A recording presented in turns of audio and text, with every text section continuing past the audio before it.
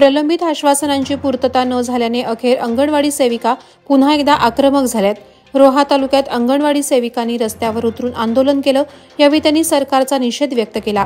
दस्तूरखुद्द महिला आणि बालविकास मंत्री अदिती तटकरे यांच्या रोहा शहरात हे उग्र आंदोलन करण्यात आलं। अदिती तटकरे यांच्या विरोधात यावेळी जोरदार घोषणाबाजी करण्यात आली। आमदार खासदार तुपाशी, अंगणवाडी सेविका उपाशी, महिला व बालविकास मंत्री हाय हाय, अदिती तटकरे हाय हाय अशा घोषणांनी यावेळी परिसर दुमदुमून गेला।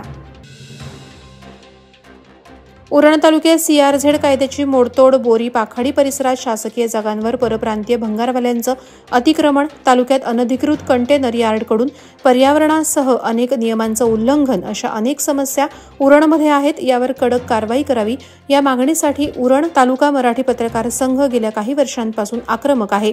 मात्र कारवाई होत नसल्याने उरण तालुका मराठी पत्रकार संघाने 15 ऑगस्ट रोजी एक दिवसीय लाक्षणिक उपोषणाची हाक दिली होती। त्या अनुषंगाने उरण तहसीलदार उद्धव कदम यांनी उरण तालुका मराठी पत्रकार संघाशी तातडीने बैठक घेतली। यावेळी सगळ्या समस्या नीट समजावून घेतल्या आणि या सर्व समस्यांवर ठोस कारवाई करण्याबाबत पत्रव्यवहार करण्याची ग्वाही दिली।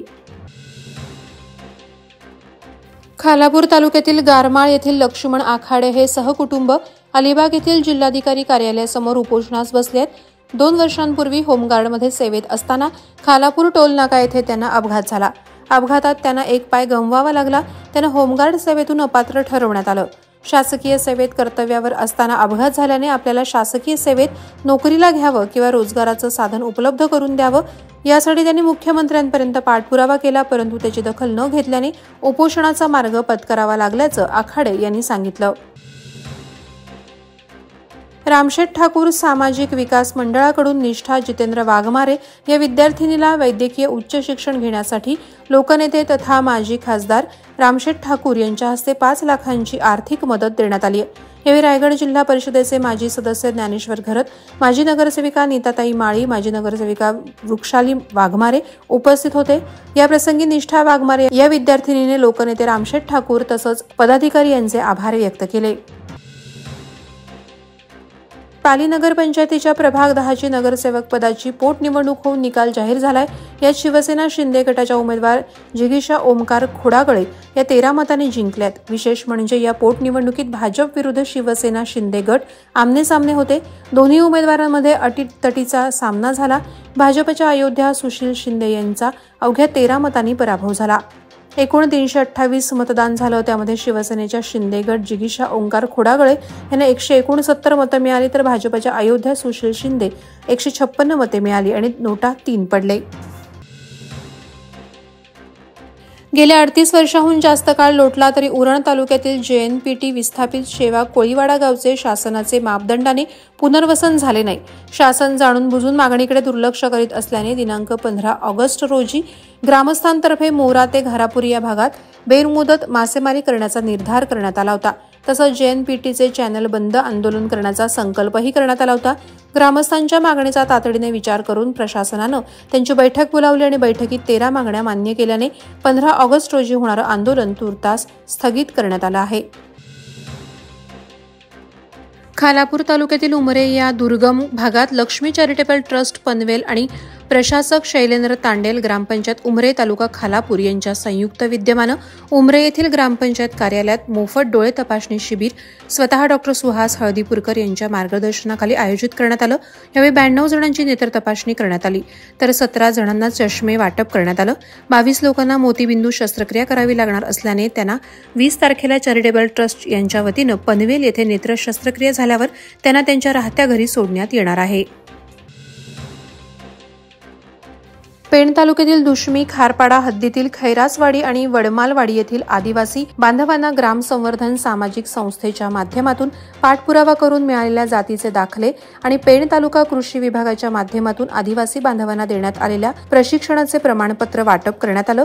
ठाकूरपाडा येथील स्वयंभू शिवमंदिराच्या सभामंडपात संपन्न झालेल्या या कार्यक्रमाला ग्रामसंवर्धन सामाजिक संस्थेचे अध्यक्ष रायगड भूषण संतोष ठाकूर, सचिव रवींद्र पवार, मानसी पाटील, एकात्मिक आदिवासी विकासचे विशाल घोरपडे, उपअभियंता रमेश राठोड आदी मान्यवर उपस्थित होते। भारत विकास परिषदेतर्फे गेली 4 वर्ष सैनिक हो तुमच्यासाठी या उपक्रमाअंतर्गत दूरस्थ सीमेवरील भारतीय जवानांसाठी दिवाळी फराळ पाठवण्यात येतो.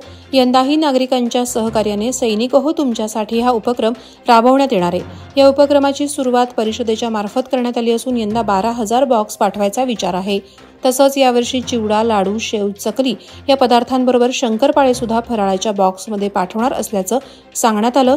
तर या उपक्रमात सहभागी जास्तीत जास्त नागरिकांनी सहभागी होण्याची मागणी करण्यात आली आहे. तिरंग्याची रक्षा आणि देशाला स्वातंत्र्य मिळवून देण्यात असंख्य राष्ट्रभक्त, सैनिक आणि वीर योद्ध्यांनी आपलं जीवन समर्पित केलंय. अशा असंख्य राष्ट्रभक्तांसाठी कृतज्ञता व्यक्त करत राष्ट्रप्रेम सर्वांच्या हृदयात स्थान निर्माण करण्यासाठी देशाचे पंतप्रधान नरेंद्र मोदी यांनी हर घर तिरंगा अभियानाला सुरुवात केली आहे. या अभियानात उरण तालुक्यातील रहिवासी शाळा, कॉलेजमधील विद्यार्थ्यांनी उत्स्फूर्त प्रतिसाद दर्शवला आहे. स्वातंत्र्य दिनानिमित्त अलिबाग शहरात बाजारपेठेत तिरंगी ध्वज आणि सजावटीचं साहित्य विक्रीस ठेवलंय.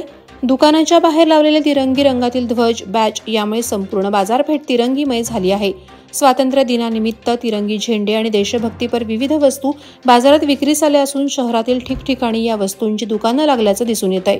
15 ऑगस्ट अर्थात स्वातंत्र्य दिनानिमित्त चिमुकल्यांसह नागरिकांमध्ये उत्साह दिसून येतो. स्वातंत्र्य दिनासाठी विविध संस्था, शासकीय कार्यालये, शाळा, महाविद्यालये प्रामुख्याने राष्ट्रध्वजाची खरेदी करत असतात. त्यासाठी बाजारपेठेत गर्दी होत आहे. आई डे केअर संस्था संचलित दिव्यांग मुलांसाठी निवासी व्यवसाय शिक्षण प्रशिक्षण केंद्र रामवाडी पेण येथील दिव्यांग मुलांच्या शैक्षणिक शिक्षणाबरोबरच व्यावसायिक शिक्षणावरही भर दिला जातो आणि त्यांना स्वावलंबी बनवण्याचं शिक्षण दिलं जातं. रक्षाबंधनाच्या सणानिमित्त संस्थेतील विद्यार्थ्यांनी जवळजवळ 21,000 राख्या तयार केल्या असून विद्यार्थ्यांनी बनवलेल्या वस्तूंची विक्री रायगड जिल्ह्यात विविध स्टॉलवर करण्यात येत आहे. याचबरोबर परदेशात अमेरिकेतही या राख्यांना मागणी होत असल्याने विक्रीसाठी त्या परदेशी पाठवण्यात आल्या आहेत. वादळवारा लाईव्हसाठी न्यूज ब्युरो, रायगड. नवी मुंबई व रायगड जिल्ह्यातील ताज्या बातम्या आणि घडामोडींसाठी सबस्क्राईब करा वादळवारा लाईव्ह चॅनल आणि दाबा बेल आयकॉन.